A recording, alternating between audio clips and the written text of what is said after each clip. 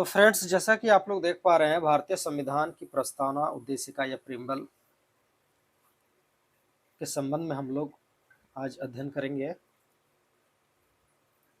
भारतीय संविधान की प्रस्तावना को संविधान की कुंजी या फिर संविधान का दर्पण भी कहा जाता है। अर्थात अगर संविधान को अच्छी तरीके से समझना है तो सबसे पहले प्रस्तावना को समझना पड़ेगा। भारतीय संविधान की प्रस्तावना में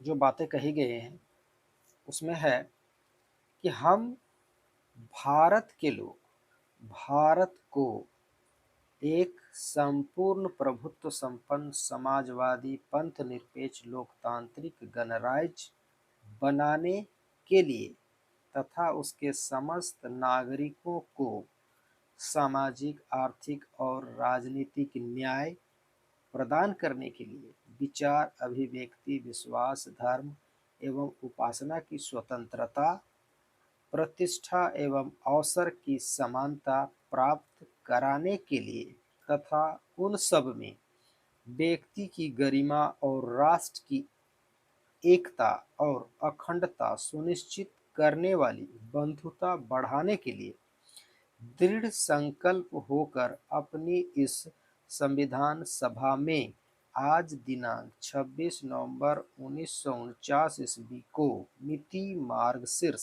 शुक्ल सप्तमी संवत 2006 विक्रमी को एतद द्वारा इस संविधान को अंगीकृत, अधिनियमित और आत्मा अर्पित करते हैं।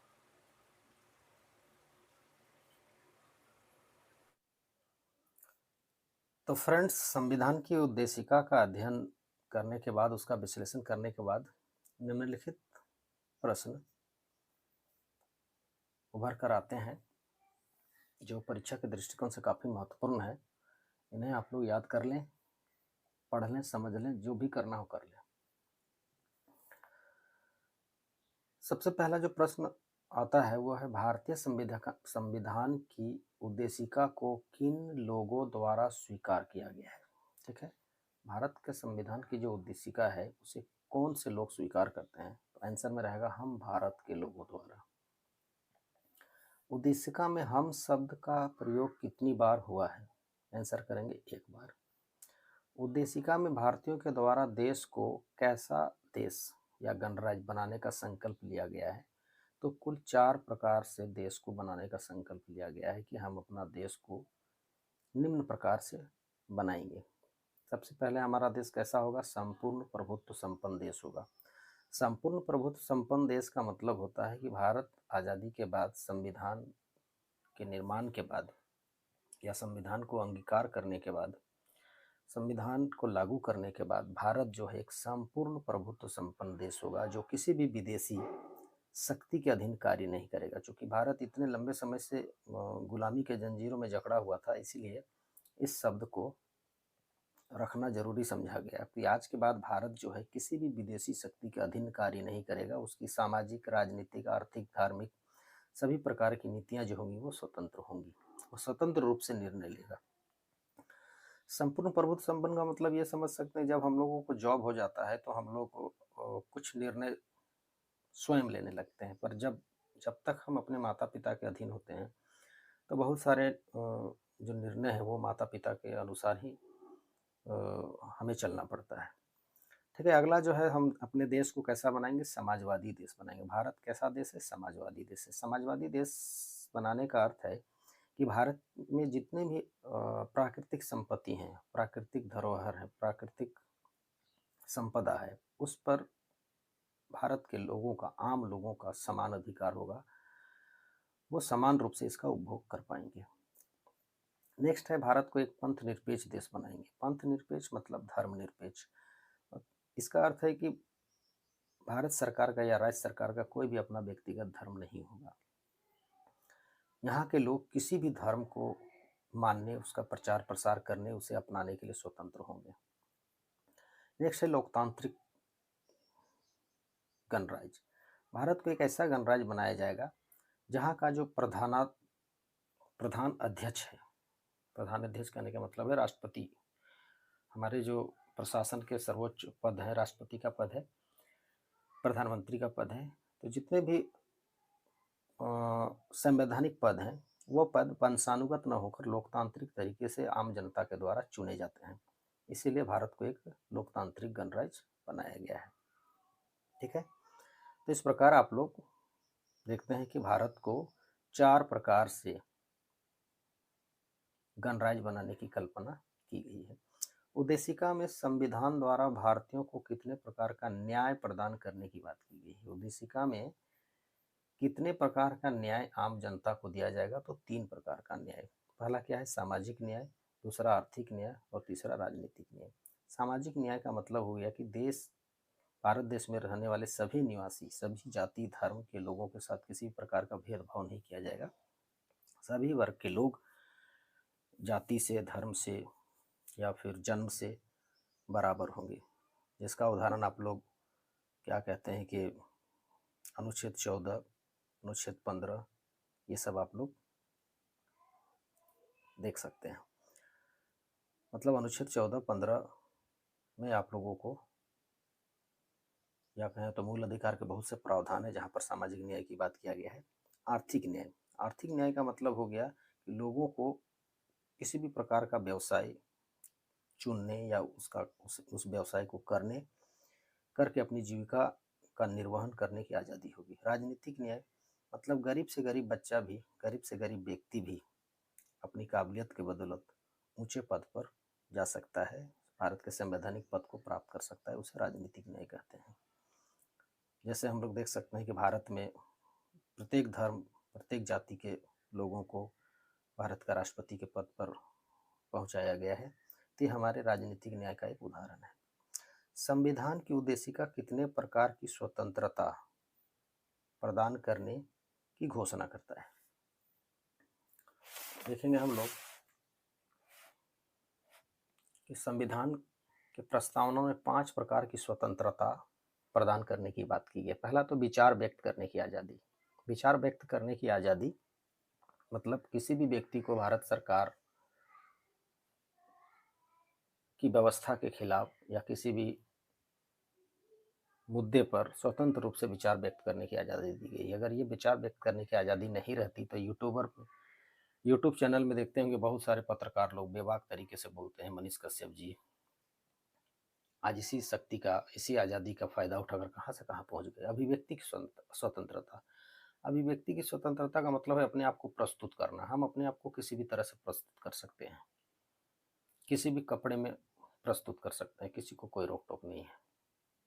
ठीक है। विश्वास की स्वतंत्रता, हम विश्वास किसी भी धार्मिक विषय पर, किसी भी धर्म पर, किसी भी व्यवस्था पर विश्वास कर सकते हैं।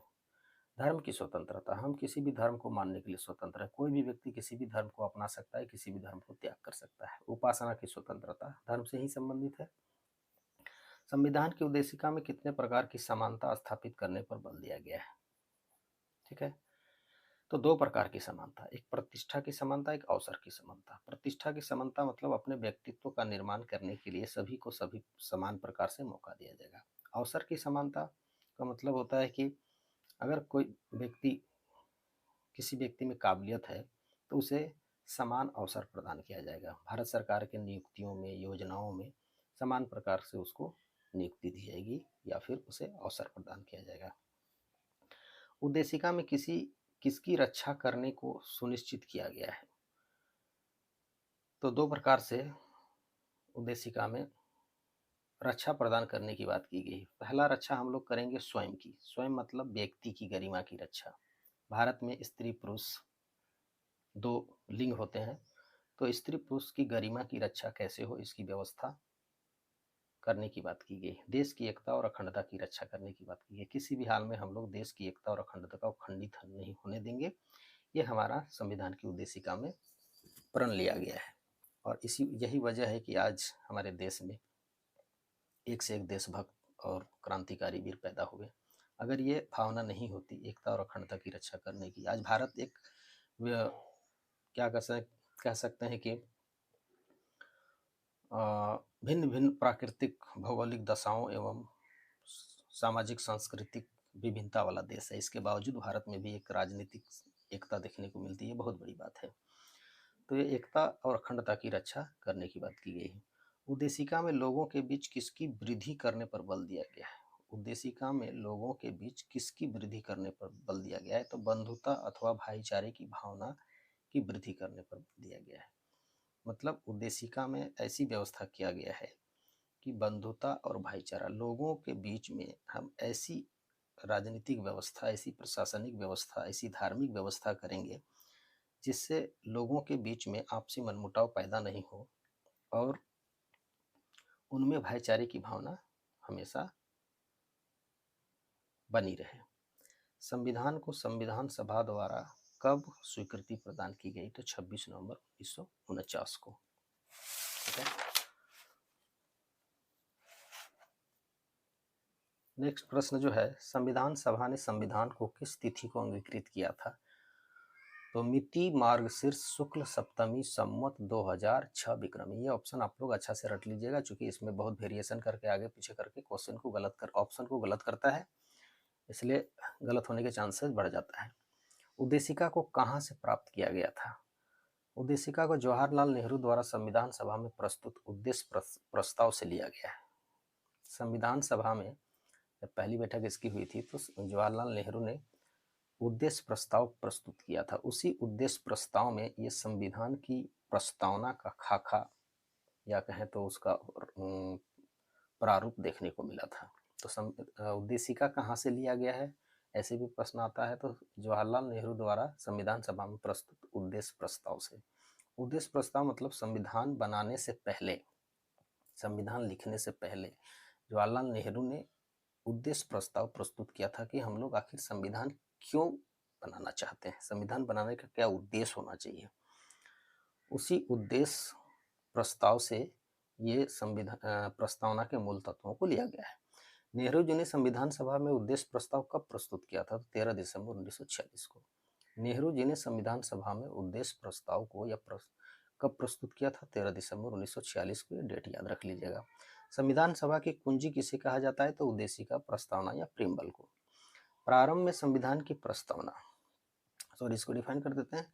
कुंजी कहने का मतलब होता है चाबी। चाबी मतलब खोलना। हम लोग खोलते हैं तो दरवाजा खुलता है, दरवाजा खुलने के बाद घर में बहुत सारा चीज़ देखने को मिलता है। उसी प्रकार संविधान की उद्देशिका को जब पढ़ेंगे, उसकी मूल भावना को समझेंगे, उसकी मूल विशेषताओं को समझेंगे, तो हमें पता चल जाता है कि संविधान के अंदर और क्या हो सकता है। ठीक है।